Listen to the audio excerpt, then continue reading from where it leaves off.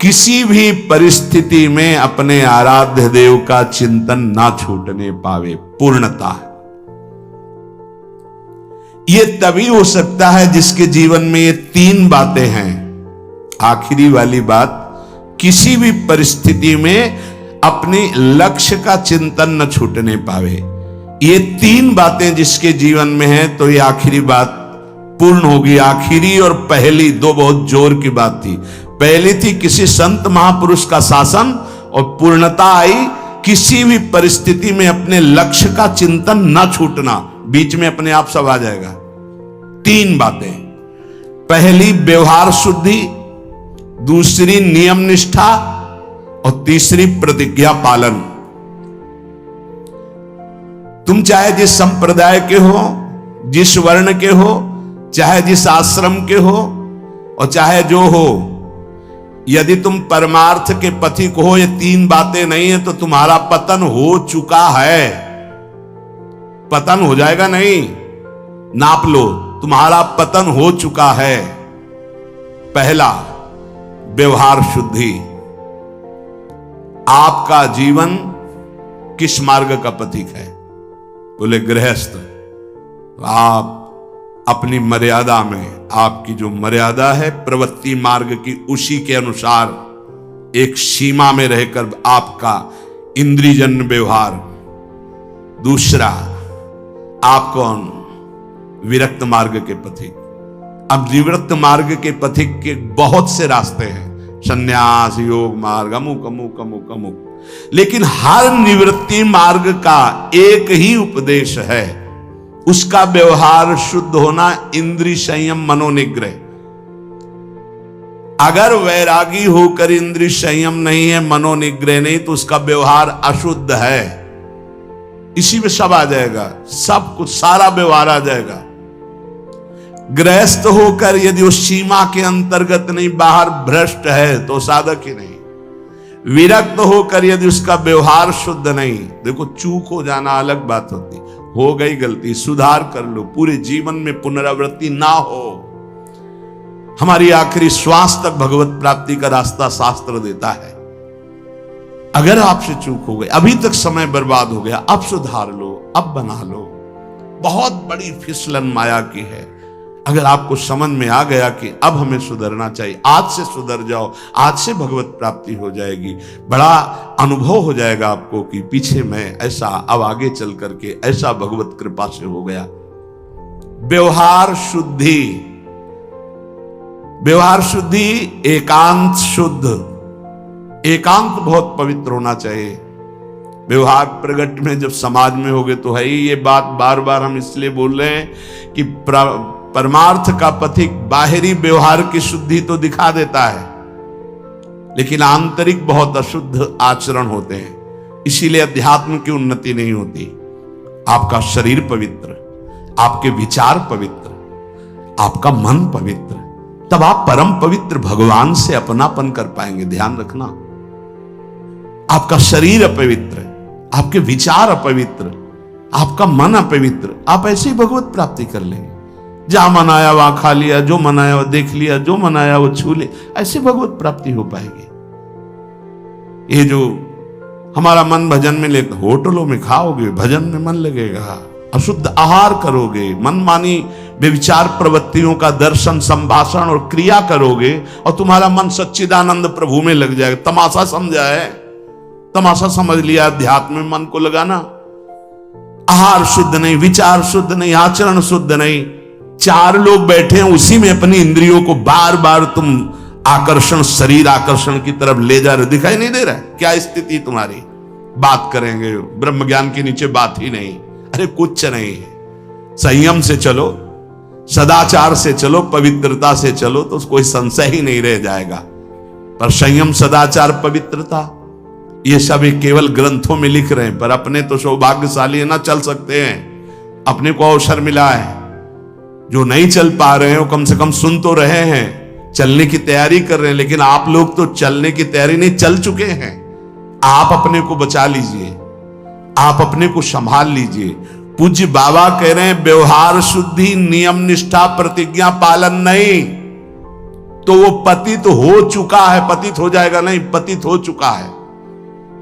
दूसरा है नियम निष्ठा, जो तुम्हें गुरु ने दी है या स्वयं धारण की है, दोनों बातें होती। जब कितना, कौन कौन सी दिनचर्या के नियम, कितना पाठ, क्या सेवा, इनका नियम होता है। हमारा नियम है इतने बजे उठ जाना, हमारा नियम है ये पाठ करना, हमारा नियम है ये करना। उन नियमों को कोई देखे ना देखे हमें प्राणपण से पालन करना है। अपनी दिनचर्या में इतना पावर है कि जहर भी समन हो जाएगा। मीरा जी का समन हो गया ना, तो आप कहोगे वो तो मीरा जी थी, तो मीरा जी में क्या था? मेरे तो गिरधर गोपाल दूसरों न कोई, लाओ तुम भी मीरा जी बन जाओगे। मेरे तो गिरधर गोपाल दूसरों न कोई, तो जहर जिससे प्रकट हुआ है, जहर भी तो उसी से प्रकट हुआ है ना, परमात्मा तत्व से ही, तो औषधि भी उसी से है। धन्वंतरी जी ने शोध करके कहा, अच्युत गोविंद हरि इन नामों को जो निरंतर जपता है कोई प्रभाव नहीं डाल सकता, विरोधी भाव कोई प्रभाव नहीं डाल सकता। समस्त औषधियों की परम औषधि भगवन नाम।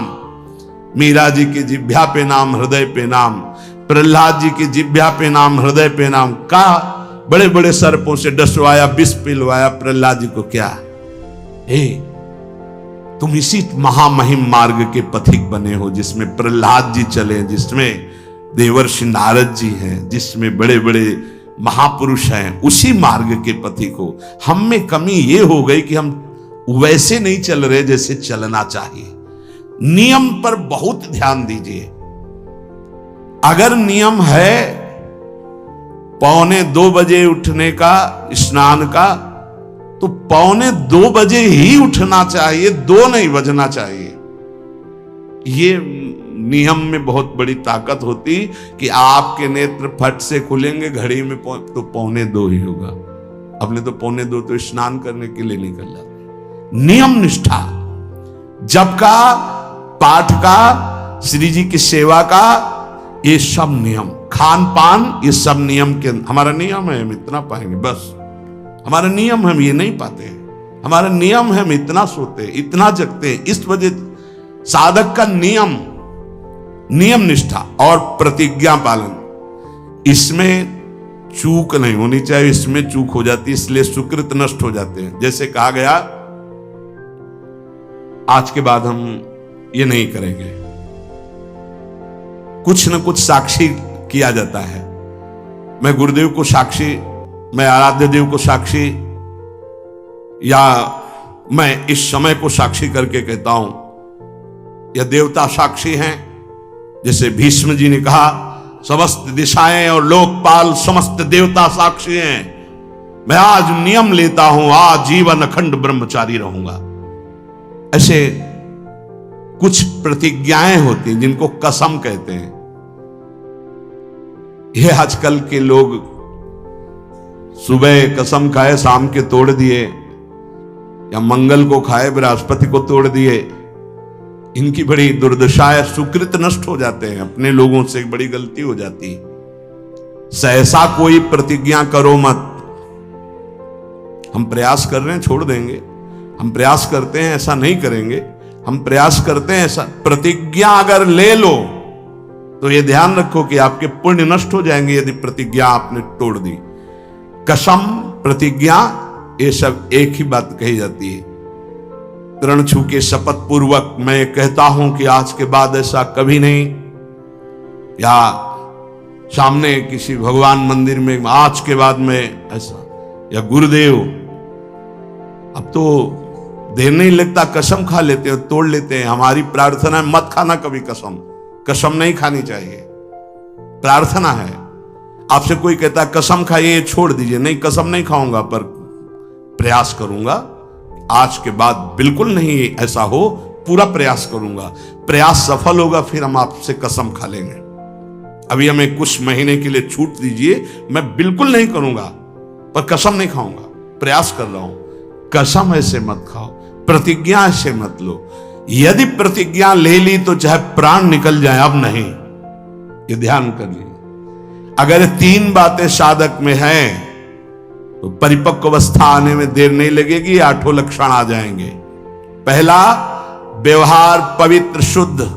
दूसरा, जितने नियम लिए हैं निष्ठापूर्वक निर्वाह। तीसरा, प्रतिज्ञा करिए मत, और कर ली प्रतिज्ञा तो जीवन चाहे नष्ट हो जाए प्रतिज्ञा नहीं टूटेगी।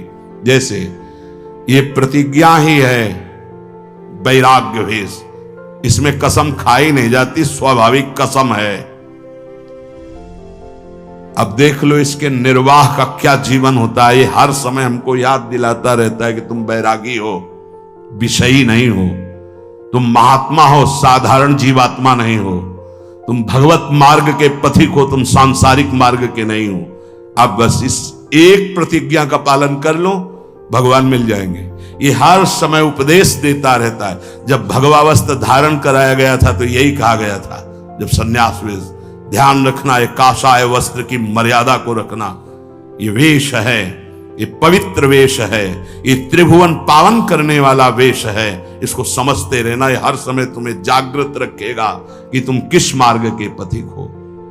तो आज के सत्संग का जो सार सूत्र, संत महापुरुषों का आश्रय, उनका शासन स्वीकार करना, सांसारिक पुरुषों से मित्रता न करना, ना सांसारिक चर्चा संगोष्ठी करना, किसी जो हमारी निंदा कर रहा है किसी भी तरह से उसको कष्ट देने की भावना ना बनना, अपनी वाणी से कभी किसी की निंदा न करना, छोटे से बच्चे को भी मान देने का स्वभाव रखना, किसी से सम्मान प्राप्ति की इच्छा न रखना, सदाचार सरलता के साथ तुम्हारा संयम जितेंद्रियता पूर्वक समय व्यतीत होना चाहिए। प्रतिष्ठा किसी भी तरह की पद उपाधि साधक जीवन में स्वीकार न करे। आखिर निरंतर अपने लक्ष्य का चिंतन करे। इसकी पूर्ति के लिए व्यवहार शुद्धि, नियम निष्ठा और प्रतिज्ञा पालन जीवन भर तीनों।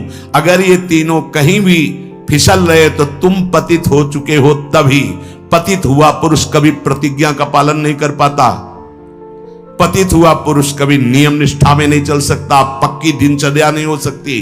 उसकी व्यवहार शुद्धि कैसे कही जाए जब पतित हो गए। देखो, और पतित को भी पावन करने का रास्ता है भगवान की शरण।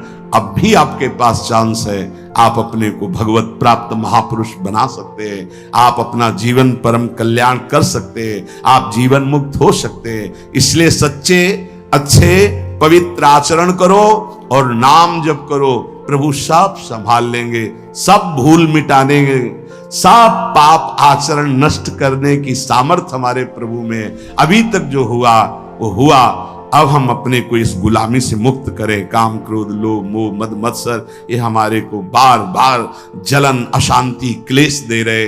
अब हरि शरणम परमानंद का मार्ग हम स्वीकार करें। श्री राधा वल्लभ लाल की।